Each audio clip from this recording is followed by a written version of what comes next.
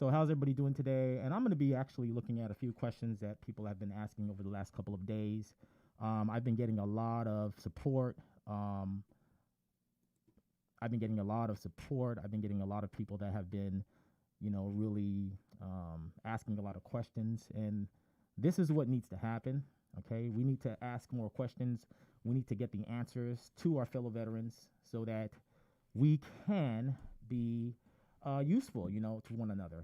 Instead of just complaining about the VA and what the VA is not doing, and the doctors and what the doctors are not doing. We have to work as a unit. We have to work as a unit in order for any of these things that we are seeking, as far as compensation, it could be possible. It could be possible. But I basically want to just, thank everybody that's subscribed to the channel up to this point. I really appreciate it. It's been a long journey. I know that I should be posting a lot more, and I will. So for everybody that is currently watching, again, thanks for tuning in. And remember to hit that thumbs up. The more thumbs up the video gets, the further up on the algorithm that it will move. So if you're joining for the first time, go ahead and hit that thumbs up, and I would really appreciate it. But anyway, getting off to what I would like to talk about today, and that is the relationship between sleep apnea and PTSD. So without further ado, let me go ahead and show you guys. First off, this is my and let me know if you can see it. If you can't see it, please let me know, so that I can make the adjustments as needed. So here is my not my PTSD, but my sleep apnea diagnosis. Okay, and as you can see here on the chart here, I've been diagnosed with sleep apnea on July 27th of 2016. So that was my diagnosis. I was diagnosed with obstructive sleep apnea, also known as OSA, and there's a lot of little things that they go over when you're diagnosed and so forth. So I took the test, brought home the sleep study and so forth, and like I said, I was diagnosed. So before I was actually diagnosed on that, I did file for I did file for sleep apnea to see if I can get it, since the VA is the one that actually tested me for sleep apnea. And this is the kicker, you guys. This is the kicker. The kicker here, okay, is that you cannot, even if you're diagnosed by the VA for sleep apnea, they will not give you they won't compensate for it unless it's secondary to something else, or if you got it while in service. So now, if you're in the military and let's say you're having issues sleeping and so forth, and they test you for sleep apnea while you're in service, that's when you can be compensated for it, because it happened while you were in service. Okay. Mine, I didn't know that I had it when I was in service, so it was something that they caught later. But after looking at the studies that I showed you guys earlier, that I was able to actually get compensated for it eventually down the road, once I connected it, secondary connected it to PTSD. So, but yeah, there's a lot of questions here. I'm going to actually pull up my phone here and look at some of the questions. And if you guys have any comments, questions, or concerns, please let me know. There's a chat that's available. So if you want to go ahead and ask the questions in the chat, that'll be very, very helpful. It'll help the stream go along a little bit better and a little bit quicker. But I'm just showing you guys here again my portable sleep study that was conducted back in July of 27th of 2016. So and just to let you know, I am 50% compensated by the VA for sleep apnea. So in saying that, let me go ahead and look at some of these questions here that people are asking me on the channel. And like I said, again, I thank everybody for all the lovely questions that are coming out. And I'll be sure to try to answer as many questions as possible. You can also leave a comment and let me know if you guys would like to see more live streams. I'm just trying to kind of feel the channel out a little bit, see exactly what you guys and gals want to see, and see if the information that I'm providing is benefiting you and everybody else that's tuning in. So there were some questions here. This one's from James Ross, and he was asking, and these are in the comment section below. So if you're following along, or if you're actually watching this video or this live stream, and you look in the comments, those are some of the questions in there. I'm not going to put them up on the screen or anything like that. I'm just going to read them from my phone. So basically, this question here was, do I just randomly talk to the doctor who diagnosed me with sleep apnea? And he said, I went through the VA. The MH doctor was the one who suggested her medical, I guess his medical doctor, suggested that he go to, he said, what? My doctor was the one who suggested I go. I'm already diagnosed with PTSD. So that was the question that James Ross had. Now, what I did when I went in, okay, and it's a bit tricky, people. It's a bit tricky because the thing about it, as you know, as well as I know, as a veteran, the VA folks or the doctors, in my experience, are not there to provide any kind of assistance. They're not there to help you or anything like that. So everything that you're doing, you have to do it on your own, okay? You have to do it on your own. They're not there to hold your hand and walk you down the path and say, hey, this is what you need to do. They're not there for that, okay? They're there to treat your symptoms, okay? And they're there to find out what's wrong with you, but they're not going to sit there and explain to you how to file, how to do any of that, okay? These are some of the things that you're going to have to do. You're going to have to take the initiative and do on your own, okay? That's what's going to happen. But here, like I said, is my sleep apnea diagnosis as of July 27th of 2016. And I'm going to get off that now. So anyway, let's get to something a little bit more important here. Now, here are some of the studies, as I know a lot of you all looked at a few of these studies. And what I wanted to do is kind of go over, because there were some people that said they were not, they would go to the doctor.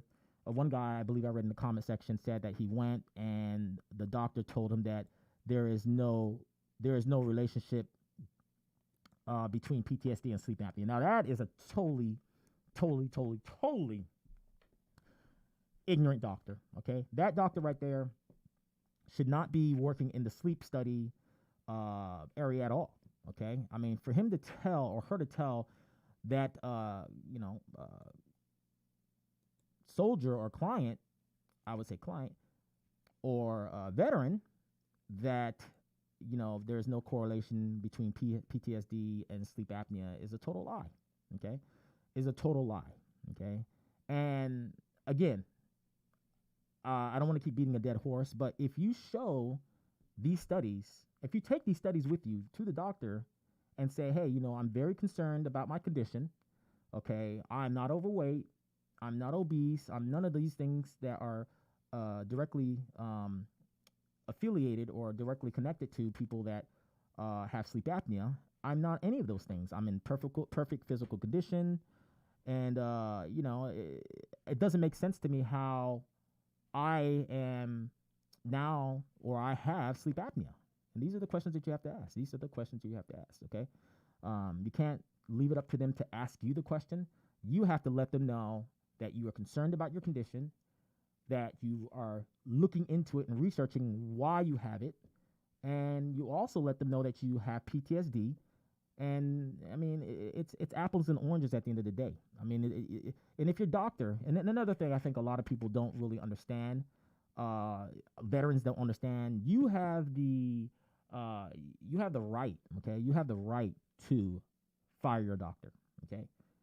That is one thing that I think a lot of veterans do not know. They sit there and they continue to use the same doctor again and again and again. Now, if that doctor is not helping you, if you are not being treated properly, if you're not getting the care that you are seeking, and you feel like the doctor is dragging their foot, they're not really helping you out, they're not giving you a diagnosis, you're telling them the symptoms, and they're still kind of bouncing around the diagnosis, that's when you need to go to patient advocacy. I did that. I did that a little over 2.5 years ago. Excuse me. And I let my doctor go. And the reason why I let my doctor go, right, is because I was so concerned. Well, I'm not so. I was so concerned. I'm very concerned about all my conditions that I'm diagnosed with. Okay, and I'm diagnosed with quite a few. And she gave off the impression that she was not concerned about my condition. I kid you not. She said that this is not my problem, and I'm not here to help you file or do anything like that. And then that's what she told me. Believe it or not, that's what she told me. You're gonna have to go through the proper measures and the proper procedures to do whatever you need to do. They're not there to help you, okay? They're there to treat you, they're there to give you medicine, and they're there to send you home. That's pretty much it, okay? And I know a lot of you can directly relate to that. That's how it is. Sad to say, that's how it is. But you as the veteran have to know your rights, okay? There's a lot of information online, not clear, by all means, not clear. But there's a lot of information online. So definitely take the time to look at your condition, okay? Take the time to ask questions, okay? And also take the time to go to other veterans that have been diagnosed and are seeking medical, that are seeking treatment and so forth, and ask those questions, okay? This is the thing. The VA and a lot of the veterans that go to the VA get very frustrated, okay? There's a lot of frustration that is going on a daily, okay? And you want to be ahead of the game. You do not want to go into the VA unprepared, okay? You always have to go prepared. You have to go to the VA like you're going to a fight, okay? Trust me, you have to go there like you're going to a fight. And you let them know that you are in pain. You're not feeling well. You have to go there as though you are about to fight the heavyweight champion of the world. It's sad to say. It's really sad that the system is the way it is. It's really sad that a lot of the veterans that, us, we're getting turned away from treatment and so forth. I read an article, and I don't have it with me. Sorry about that. I mean, I really got to step up my stream. But I read an article the other day that they had 4 veterans that had died in the hospital, in this one hospital, in a week, the same week. Okay? And that's what I'm talking about. Okay? You, as the veteran, have to be responsible for you. Okay? And here's the studies. Like I said again, I don't want to keep beating a dead horse, but the studies are there. Okay? The studies are there. The studies are there. All right? And it's up to you to read through it. Okay? Here's one right here. I'm going to read it right here. And let me know if you can see it. If you can't see it, let me know. If you can see it, let me know. And like I said, you could type in the comment section there and give me some insight or give me some feedback on that. So here's some outpatient files from 1977, okay? This is all the way back in 1977, okay? And in 1977, the Veterans Health Administration began recording diagnoses made during each outpatient encounter in the outpatient file. Using a unique identifier, social security number, and an individual can be tracked through the different files of the patient treatment file and the outpatient file to be obtained to obtain a complete record of encounters in the system. So this is just to go show you guys, this has been going on since the 70s. All right, the VA has been well aware of PTSD and the effects it has on the body. Okay, well, I'm saying from the military, just speaking from the military. Okay, and here it is. It's an association of psychiatric disorders and sleep apnea in a large cohort. Okay, and this is what it is. They have done the studies. Okay. Study objectives. We can conducted the present study to determine whether psychiatric disorders are commonly associated with sleep apnea in Veterans Health Administration beneficiaries. Okay. Method. The Veterans Health Administration maintains several centralized databases containing healthcare data for more than 4 million veterans.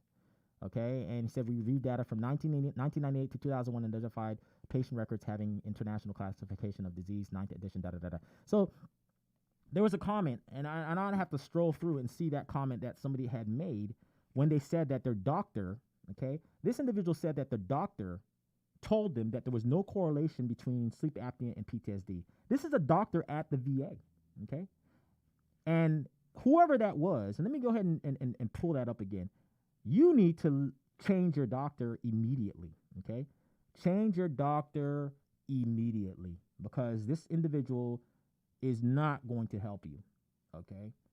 Change your doctor immediately, or request that you get another. And that now, if this, I think this was in the sleep clinic. If the doctor in the sleep clinic tells you that there is no direct correlation between PTSD and sleep apnea, you need to go to someone that is in charge of that doctor, okay? Because it's apparent that that doctor is not up on the information that's being provided. They should have this information here. This is a study that was conducted back in 1977, okay? Don't believe the hype. Don't believe the hype. Sleep doctors, your primary care physician, they're all in it together, okay? They may come into work with a smile on their face, okay? They may shake your hand. They may even give you a hug, okay? That's not even saying that they're your friend, okay? And that's what we have to do as veterans. We have to get out of the mindset of thinking that the doctors at the VA are our friends. They're there to treat you. They're there to do a job, okay? And there's requirements to that job, okay? There's quotas that they have to meet. There's all kinds of things going on that we are not privy to. This information is not privy to us, okay? So in turn, you as the veteran need to do your research, okay? I had a lot of people reaching out to me in these last couple of days, okay, which has been very, very motivating to me to do more videos, okay? I had a lot of traction on this channel, and I just want to get the information out to you all. A couple of people, there's one person, KG, said, man, this video has saved me a big headache. Your story is identical to mine. I estimated in 2004. No, he established in 2004, had a sleep apnea study by the VA in 2015. Test came back with OSA. I filed a claim and was denied. Last week I was diagnosed with chronic PTSD. And I have been set up with 12 weekly appointments. I wake up choking all the time. That's scary. Now, KG, man, I can definitely relate to what you're saying. It is so scary. Let me tell you guys right now, having sleep apnea is the most scary. I mean, it's how can I describe this? Okay, so just think of it. You're laying down at night, and all of a sudden you wake up gasping for air. You don't know who you are. You're confused. You're out of your mind. And what happens is that you stop breathing at night. Okay. They told me that I stopped breathing up to 4 to 5 times a night, 30 seconds at a time, 40 seconds at a time. It can vary. Okay. And that's very dangerous, because if you stop breathing and you don't start breathing again, you're going to pass. Okay. You're going to die. So that was what was scary to me. And I can definitely relate to KG when he described the symptoms. And it's pretty much the symptoms in... Okay, can you hear me now? Can you hear me now? Can you hear me now? All right, I thought I was talking loud enough. I guess not. Let me go ahead and check my volume here real quick. And you let me know if you can hear me better than that, okay? Can you hear me? Just give me a thumbs up if you can hear it a lot better, okay? I'm going to go ahead and just check this out here and make some adjustments as need be. How is that? Can you hear me a little better? Let me see if I can turn everything up. Let me know. Give me a thumbs up if you can hear me a lot better than before. I know there's a couple people saying that they were having some issues. They were having some issues hearing me.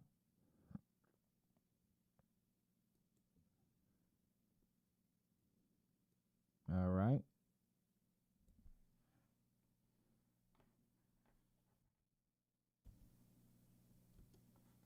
What about now? Can you hear me now? Is that better? Hey, Keith Long, thanks for joining in. How does this, Keith? Can you hear me now? Let me know. Give me a thumbs up. Is it too low? Is it not low enough? Is it not high enough? Can you hear me? If so, kick me back a thumbs up, and I'll continue. If you guys can hear me now, hopefully it's loud enough. I definitely turned up the volume on it. So been going for about 45 minutes now, and I really, like I say, appreciate everybody that's in the chat or tuning in. Just want to again reiterate the importance of keeping your conditions in check, the importance of following up on your appointments. That's another thing that people have a misconception, is that you have to follow up on your appointments. Okay, that is one thing that will really screw you over, because the VA looks at it as, if you're not following up with your appointments, as there's nothing wrong with you, and that's not totally true. Okay, that is not totally true. You must follow up with your appointments. If you have any appointments, whether it be dental, whether it be for your feet, podiatry, whether it be for your back or whatever it may be for, and you miss those appointments, those count against you, as you all know. And if you don't know, that is something that will count against you. Even being 100% total and permanent, okay? They tell you, oh, you're 100% total and permanent, so you're no longer required to go to any of your appointments, okay? That right there is the quickest way to lose your 100% total and permanent. Because if you don't go to any of the appointments after you're after you get your 100% total and permanent, then they're gonna think everything's all right. They're gonna be like, oh, he just or she just went because to get the 100%, and now they got it. They don't go anymore. So that's another fallacy. You have to pay close attention to that, because that can get you messed up in quick, fast, and a hurry. Okay, that can get you messed up quick, fast, and a hurry. So you definitely want to stay up and up on your appointments. Okay, very, very important to do that. And like I said, I really appreciate everybody that's tuning in right now. And I just had to check it. So it sounds pretty good on my phone. Sounds like you guys can hear me pretty clear. So I'm going to just move on a little bit more with the sleep study and how I kind of found this information. It was by chance, okay? And that's another thing. The other thing about it, people, is that e-benefits is a lifesaver, okay?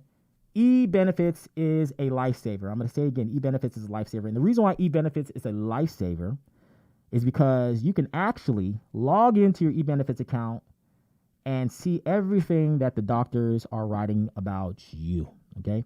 And that is very important. That is very important, okay, in itself. You want to know what your doctors are saying about you, okay? It's something that you have to really look at and think about. You want to know what your doctors are saying about you. And if you're not following along and you're not keeping up with e-benefits and you're just kind of going to your appointment and not really knowing what's going on, then you're going to be in a world of trouble, okay? You're going to be in a world of trouble. So if there's any questions that anybody has of me, let me know. This is my first live stream. And again, I thank everybody that's tuned in to watch and to get some information. I really appreciate everybody that's decided to tune in to follow me on this journey of helping other veterans get the compensation that they deserve. Okay. And I've heard of some crazy stories. And I'll tell you another thing. This is another thing that I firsthand witnessed. I have a friend of mine that actually lives here in the same state that I live in. Okay. And he has a brother that was, of course, deployed to Iraq and Afghanistan. And this is what I find very, very, very disheartening and troubled. It troubled me a little bit. They diagnosed him. And let me tell you right now, he has full-fledged PTSD to the fifth power. I mean, he has it. Okay. He has it. And they diagnosed him with a personality disorder. Okay. And that's the VA's way of getting out of having to diagnose soldiers with either anxiety and depression or PTSD. Okay. So what they're doing, or what they did at that time, was diagnose a lot of these soldiers with personality disorders. Okay. Which is wrong. Okay. It's wrong. And there's a lot of different factors that cause PTSD. Okay. And if you're in the service and you get deployed to a war zone and you're in the fight and they diagnose you with a personality disorder outside of diagnosing you with PTSD, that's a problem. Okay. That's a problem.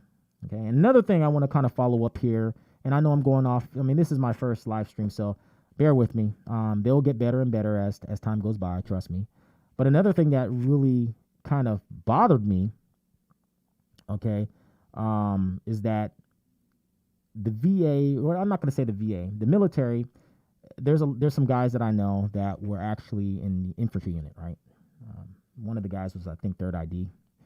And the other one, I think, was 1st Cav, okay? So what I was told, okay, is that a lot of the times when they're sick or if they're injured, one guy said that he hurt his knee and had some shoulder pain or whatever, and he was being heckled, bullied by his command structure for being injured. Oh, you're a wimp. Don't be a weak You're showing your weakness. When you're hurt, it has nothing to do with showing a weakness. You're hurt, okay? And you want to be properly taken care of, okay? You want to get the medical attention that you need and that you deserve at that particular time, okay? And what happens is they have a tendency, certain commands. I'm not saying all commands with certain soldiers, especially infantry units, to prevent them or talk them out of not going to sick call. Okay, that is the wrong answer. You never ever not want to go to sick call when you're injured in the military, because that, I'm telling you right now, later on will bite you in the butt each and every time. Okay, you have to go to sick call. Okay. It is very important. It is very pertinent that you go to sick call when you are not feeling well. It is very important that you go if you have a broken bone. It is very important to go if your knees are hurting, if your back is hurting, if your neck is hurting, if your groin is hurting. Anything that is bothering you at that particular time, you need to go to sick call. Okay, regardless of what your command says, regardless of what your peers say, oh, you're being a wimp, you're being weak, you're not a team player, so forth and so forth. That is a deterrent, okay? And if you ask me, I think that's something that they set up purposely so that soldiers are not compensated when they get out, okay? Because if it ain't in your records, it never happened, okay? If it's not in your records, it never happened. And that's what we have to understand as veterans, okay? Evidence is key. Just like in a case, okay? When you have lawyers and you have a prosecutor, there's evidence. And if the evidence is not there, and if the evidence is not present, then how are you going to convict the person that you're trying to convict? Okay? Same thing in the military. If you hurt your knee, or if you blew your knee out, if you injured the patella in the front of your knee, and you don't get treatment for it, and you continue to run on it and do other things with it, and it gets worse, and you don't report it, and then you get out, and then you want to say, oh, now you go to the VA, they're not going to do anything about it because you didn't do anything about it when you were in the service. Okay? So, fellow veterans, brothers and sisters in arms, man, if you're still in the service, if you're going in the service, make sure you make that trip to sick call when you get injured or if you're sick. I'll give you one example. When I was in the service, right? I was in basic training. I had hurt my knees, both my knees, at the same damn time. It was horrible. And I went to the drill sergeant and I told him, hey, I need to go to this, I need to go to sick call. I'm not feeling well. My knees are hurting me really bad. And you know what this drill sergeant did? This SGL, if you want to call it, or a drill sergeant did? He looked at me and he said, you make me sick. That's what he told me. And I was thinking in my head, I was scratching my head like, how is it that I'm getting in trouble for being injured? Okay? And that's what they'll do to you. It's a form of bullying. It's a form of deterring you from seeking medical attention when you're injured. Okay? And they're not going to tell you that. They're not going to tell you that. They're going to make you feel guilty. They're going to make you feel bad. They're going to make you feel like you're not being a team player. Okay? And that's outside of that. You have to be the one to take care of your medical needs. Okay? But anyway, please go to the previous video that I did on PTSD and the link between sleep apnea and PTSD. Be sure to check out the articles that I put on in the description portion of the video, because those articles are going to help you if you are going for linking your sleep apnea secondary to PTSD. These sleep studies are going to help you tremendously. Okay, they're going to help you tremendously. They're going to help you get to where you need to get to. And if you go with these studies to the sleep doctor having PTSD, and you let them know, hey, I need one of the sleep doctor experts to take a look at this. Go there with your DBQ, okay, your sleep apnea DBQ, and the sleep studies.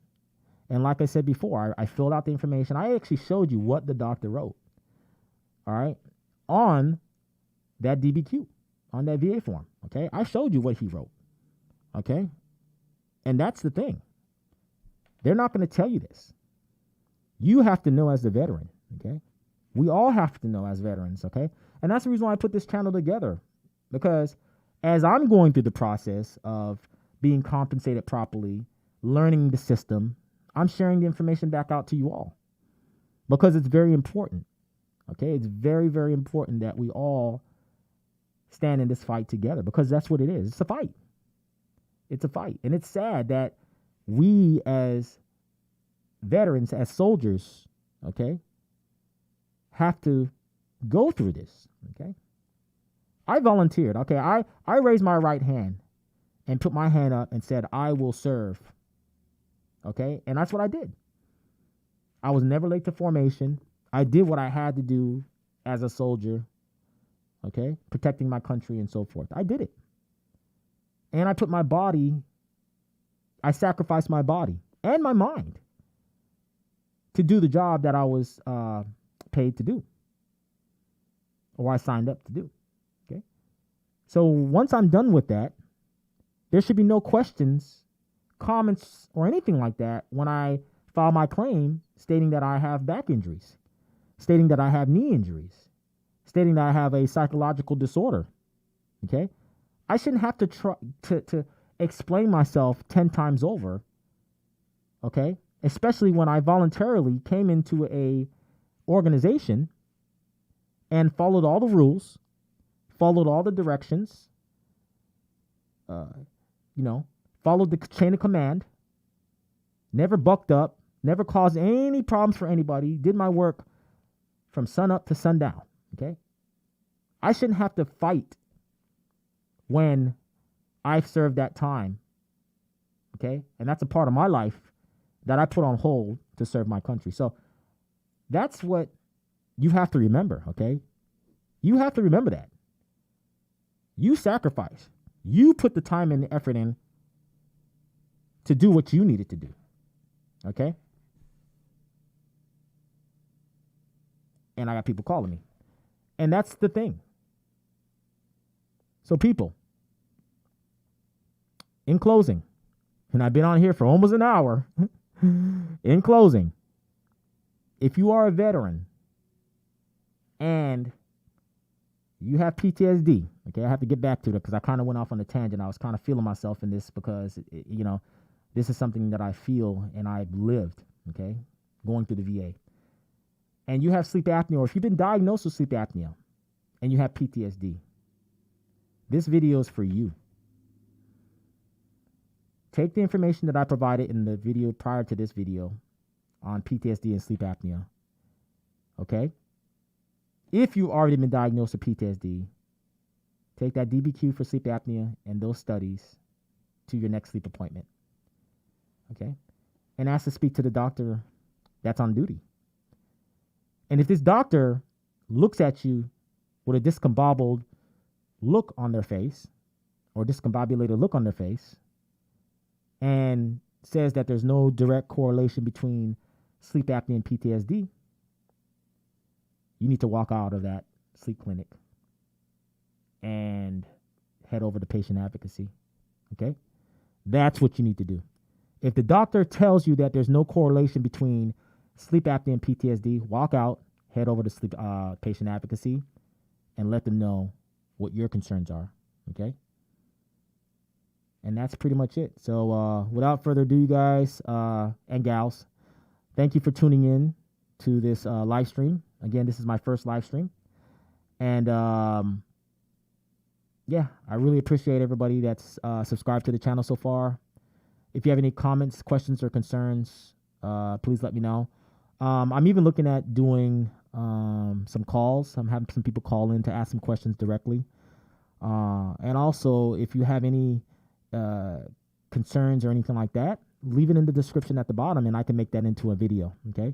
I can ask questions about that. So, again, thumbs up on the video if this is something that benefited you, gave you motivation, gave you the courage to go to your next appointment with some ammunition in hand. And this is just for all around. This is all around. This is not just for sleep apnea, for PTSD. This is for everything. Okay. You have to go to the VA with a certain mindset and attitude. Okay. And once you understand that, that's how you have to carry yourself, then the rest is history. You'll be looking out for you, okay? Don't go to the VA again acting as though you have friends at the VA. And, you have to carry yourself a certain way, especially when you're going to be compensated for things that you have experienced while in service, okay? Or that things that have happened while in service. So, anyway, again, thanks again for joining me in this journey to inform other veterans about their rights. And that's pretty much it. So this is Gix 911. I'm out. And until next time, you guys, I'll see you later. Peace.